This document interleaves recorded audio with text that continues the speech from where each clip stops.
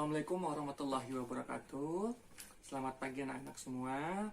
Perkenalkan, nama Bapak Sigit Pramana. Bapak di sini akan mengajar mulok atau yang bisa disebut pelajaran pendidikan lingkungan hidup. Untuk sementara ini, Bapak mengajar di kelas 8 A sampai F dan juga kelas 7G. Jadi mulok ini adalah pelajaran baru ya bagi kalian yang ada di tahun ini. Jadi jumlahnya sudah ada 11 mata pelajaran ke depannya. Nah, untuk di kelas 9 itu gurunya adalah Ibu Juli Atusti ya.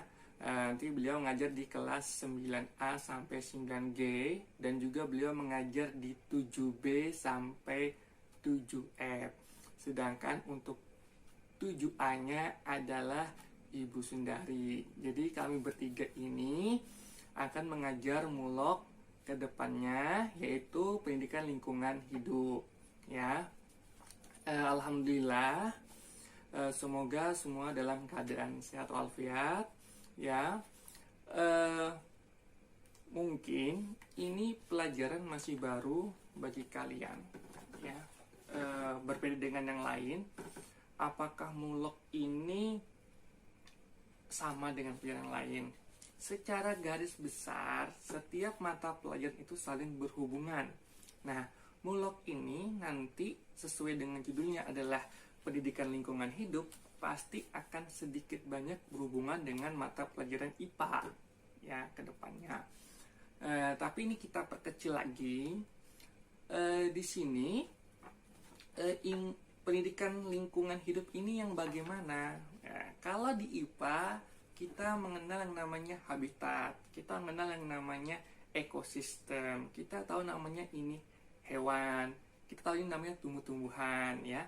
Nah, di sini pun juga kurang lebih sama ya, kurang lebih sama. Cuma kita akan lebih condong ke mana? Nah, misalnya seperti Bapak yang Bapak pegang ini bukunya, ini setelah Bapak baca-baca, kita akan nanti tujuannya mengenal tentang DAS, daerah aliran Sungai Mahakam. Jadi yang ada di Kalimantan Timur ini lingkungannya apa saja, habitatnya apa, ekosistemnya apa, hewan-hewan yang ada di Kalimantan ini apa, hewan yang apa, tumbuhan yang ada di Kalimantan ini apa. Lalu kita kecil lagi nih dari Kalimantan ke Kalimantan Timur provinsinya. Lalu kita perkecil lagi ke kabupaten. Di Kabupaten Kutai Kartanegara ini ada apa? Di daerah kecamatan-kecamatan lain tuh ada apa? Itu yang nanti kita pelajari bersama-sama. Kita cari tahu ini, ya. Nah, jadi itu ke depannya. Nah, ini kita masih pertemuan pertama, sehingga tolong disimak baik-baik apa yang Bapak jelaskan. Nanti kurang lebih 10 menit ya ke depan. Nanti dengarkan baik-baik, disimak, karena kita ini adalah pembelajaran daring secara online. Nanti jika ada yang ingin ditanyakan, bisa saling berdiskusi melalui WhatsApp ya ke depannya. Nah, di sini ya dijelaskan bahwasannya memperkenalkan kepada siswa tentang pendidikan lingkungan hidup mengenai habitat Sungai Mahakam. Habitat itu kan artinya tempat tinggal. Nah, di tempat tinggal ini, di Sungai Mahakam ini ada apa? Ya kan? Ada apa nih? Kalau kalian tahu, nah, pasti sudah banyak yang tahu habitat di Sungai Mahakam ini apa. Apalagi ciri khasnya Kalimantan Timur nih atau Kalimantan Sungai Mahakam, pasti kalian tahu, terkenal karena dia juga punya suku jauh tuh, ya kan? Apa coba? Ternyata habitat Sungai Mahakam yang sangat khas itu adalah ikan pesut. Nah, tahu nggak bentuk ikan pesut gimana? Wah, harus tahu ya. Jadi bentuk ikan pesut ini mirip-mirip dengan lumba-lumba, ya. Cuma lumba-lumba kan tinggalnya di laut tuh. Nah, kalau ikan pesut ini dia tinggalnya di Sungai Mahakam. Sangat disayangkan memang menurut data yang ada jumlahnya tidak banyak ya. Jumlah tidak banyak. Artinya bisa dikatakan hampir punah ya. Hampir punah. Nah, berarti ekosistemnya terganggu ya. Jadi ikan pesut ini adalah lambang kebanggaan kita di Sungai Mahakam ya. Kurang lebih jumlahnya diperkirakan hanya 50 ekor. Nah, kebetulan 2 minggu lalu ini Bapak melihat di salah satu video Infokukar ya, itu ikan pesutnya muncul di sungai dekat Kota Bangun. Ya, ada sekitar ya kurang lebih 5 lah. Saya lihat di situ ya, alhamdulillah ya, artinya masih ada beranak pinak, berkembang biak ya. Kita doakan semoga ikan ini masih bisa lestari ya, tidak terganggu dengan aktivitas manusia dan pertambangan yang lainnya ya. Nah, kita harus mendukung ini pemerintah untuk tetap melestarikan hewan-hewan yang hampir punah dan langka ini. Nah, itu kalau di air. Sedangkan kalau di darat, nah, habitat di darat itu apa yang dekat aliran sungai-sungai Mahakam ini? Oh, ternyata culture khas itu adalah ada orang utan, ya kan? Ada apa lagi yang mirip orang utan itu? Yang ciri khasnya lagi nih, yang di pinggir sungai itu. Nah, kalian kan orang Sanga-Sanga nih.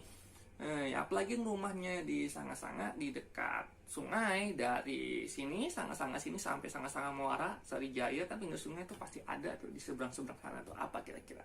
Ayo, apa kira-kira? Nah, kalau kalian tebak misalnya, oh Pak, saya tahu nih. Ya, pasti tahu kalian, yaitu apa? Bekantan yang sering bunyinya wuk wuk wuk. Nah, itu bekantan ya. Ya, jadi bekantan ini juga salah satu hewan yang khasnya di daerah kita ya.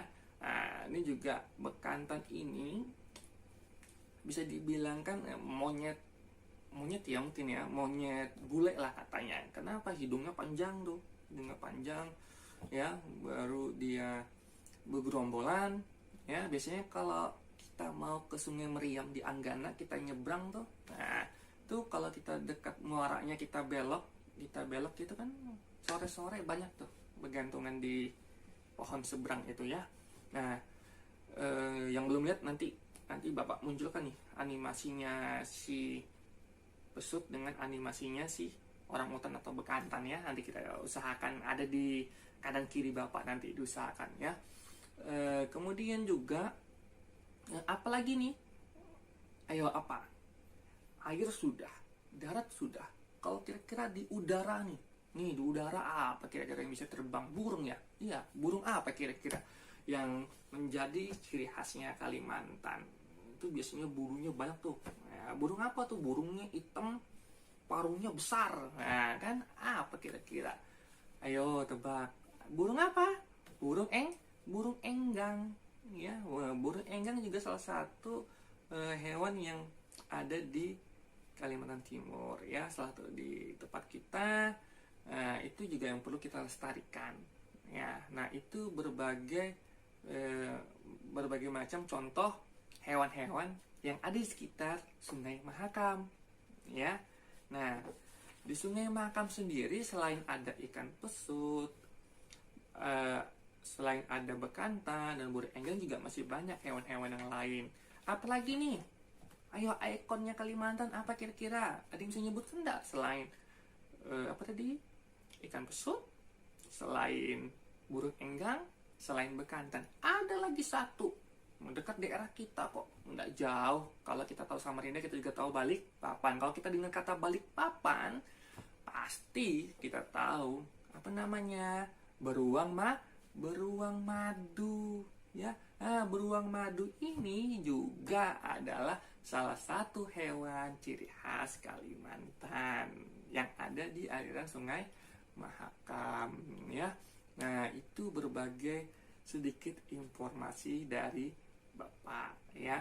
Nah, jadi nanti di pendidikan ya, ilmu lingkungan hidup ini ya, kalian diharapkan bisa mengerti arti dari berbagai macam habitat ya dan ekosistem yang ada di sekitar kalian, lingkungan kalian. Nama juga kita berbicara tentang lingkungan ya, maka kalian pasti berhubungan sosial dengan mereka ya. Nah, di sini juga Bapak baru menguasainya sedikit, ya, tapi tidak apa-apa. Nanti kita ke depannya terus perbaiki, ya, bagaimana supaya penyampaian ini bisa lebih baik, ya. Memang kalau kita lihat, ya, Pak, kita kan sudah ada prakarya, di situ ada kerajinan. Nah, kalau prakarya kan itu lebih ke prakteknya. Nah, contoh lingkungannya dia misalnya tentang bahan limbah, ya kan? Dia ke lingkungan juga, tapi limbah itu bisa dimanfaatkan apa? Misalnya sampah plastik dijadikan kerajinan tangan, itu prakarya. Tapi kalau kita, bagaimana cara kita menjaga lingkungan, ya? Baru selain menjaga, apa nih tempat-tempat yang bisa kita expose ke luar, ya? Nah, ini ada satu contoh, ya. Jadi di Muarawis, ya, di Muarawis itu tepatnya di desa Muara Enggelam. Nah, di sana itu banyak rumah rakit karena di bawahnya air. Nah, jadi di bawahnya itu air. Ya, jadi di sana itu masyarakatnya sangat antusias dalam memajukan daerahnya, dalam memajukan lingkungannya. Ya, dia ada di Sungai Mahakam ini, ya, dekat Muara sana. Di Muarawis tepatnya, ya, di Kecamatan Muarawis. Nah, jadi Muara Enggelam ini sekarang lagi booming-boomingnya, lagi mengiklankan untuk menjadi tempat wisata. Karena memang sana keren. Dalam artian apa? Pak, kok bisa keren sih? Cuma rumah di air. Jangan salah. Di sana itu masyarakatnya sangat ingin memajukan wilayahnya sebagai tempat wisata. Di sana juga ada Gapura Negeri Cinta, yang dimana Gapura itu masuk 10 besar dari beribu-ribu gapura pada saat tahun 2019. Mereka juara. Nah, bisa kamu lihat nanti di sini, ya, gapuranya tuh bisa kamu lihat.